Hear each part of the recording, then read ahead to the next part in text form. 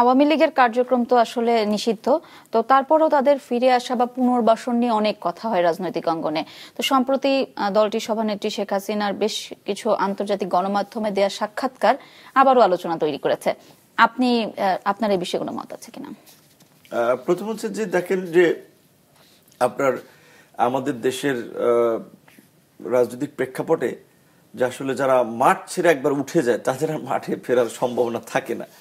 তো আওয়ামী লীগের মতো একটা বড় দল, এটা ঠিক যে বাংলাদেশের মুক্তিযুদ্ধ কিংবা ঐতিহাসিক সমস্ত আন্দোলন সংগ্রাম এবং অর্জনের পেছনে আওয়ামী লীগের নাম আসবে যদি আপনি আলোচনা করতে যান। সেরকম একটি দল গত ১.৫ দশকে মানুষের মন থেকে এইভাবে উঠে গিয়েছে এবং এইভাবে গণপ্রতিরোধের মুখে সেই দলের প্রধান পালিয়ে যাবে, এটা আসলে কল্পনাও করা যায় না।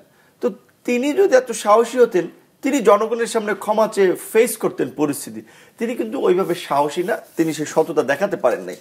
এখন বাইরে বসে তিনি যে ইন্টারভিউ দিচ্ছেন, সত্যিকার অর্থে তিনি তো ভারতে আছেন, এইটা ভারতের চাণক্য নীতির একটা প্রতিফলন এবং এইটা তাকে দিয়ে বলাচ্ছে ভারত বাংলাদেশের সরকারের সাথে একটা নেগোসিয়েশন করার জন্য, একটা বার্গেন করার জন্য। এখানে আওয়ামী লীগ বা হাসিনা কোনো ম্যাটার না, এখানে আমাদের প্রতিবেশী দেশ ভারতের বিশ্বস্ত হাতিয়ার হিসেবে তারা আওয়ামী লীগকে কামব্যাক করাতে চায়। হাসিনা না হলেও অন্য নাম দিয়ে হলে আওয়ামী লীগকে তারা এখানে ফেরাতে চায়। সো এখন সেই ক্ষেত্রে ইতিমধ্যে যেভাবে জনগণ, আমি একটা বিষয় লক্ষ্য করেছি যে নিজেদের মধ্যে কিছু বিষয় মতানৈক্য থাকলে আওয়ামী লীগের প্রশ্নে সবাই এক, যে তাদেরকে রাজনীতিতে আর স্পেস দিবে না।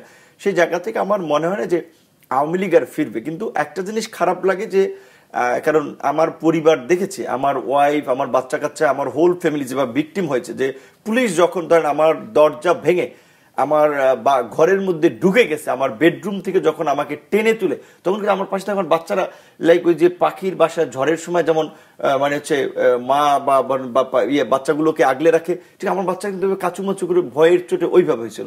আমার পাশে 2 বার পুলিশ দরজা ভেঙে ঢুকেছিল এবং বিনা অপরাধে জেল খাটলাম।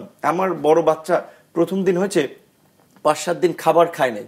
এই যে বাচ্চাদের একটা মানে বাবা মায়ের প্রতি একটা ফিলিং, তো এই যে আওয়ামী লীগের কিছু লোকেরা আবেগ থেকে ধরেন এখন মিছিল করছে, কিংবা বাইরে থেকে কোনো নেতা ফোন করে কিছু টাকা পাঠাইছে যে ভাই একটু পোলাপান নিয়ে মিছিল করো আর ওই 1 মিনিট ভিডিও বানায়, তো তারা এটা করার জন্য রাস্তায় নামে।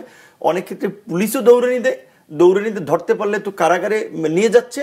তারপর আবার অনেক জায়গায় দেখলাম কয়েক জায়গায় জনগণ একটা গণধোলাই দিয়েছে। তো এই মানুষগুলোর জন্য আমার খারাপ লাগে, যারা নিজের ভালো মন্দ বিচার বিশ্লেষণ না করে অন্যের প্ররোচনায় রাস্তায় নামতেছে, মাইর খেতেছে, জেলে যাইতেছে। এদের কোনো ভবিষ্যৎ নাই তো এই জেল খাটার। কারণ একটা গণতান্ত্রিক রাজনৈতিক দল হলে তার একটা আশা থাকতো যে না 10 বছর পরে হলেও তারা ক্ষমতায় যেতে পারবে। যেই দলটা নিষিদ্ধ, যদিও ডক্টর ইউনূস আমেরিকাতে মেহেদী হাসানের সাথে ইন্টারভিউতে জিও টিভিতে বলেছিল যে আওয়ামী লীগের তারা একেবারে নিষিদ্ধ করেনি, ওইটা একটা কথার কথা বলতে পারেন বা ভদ্র মানুষের উত্তর।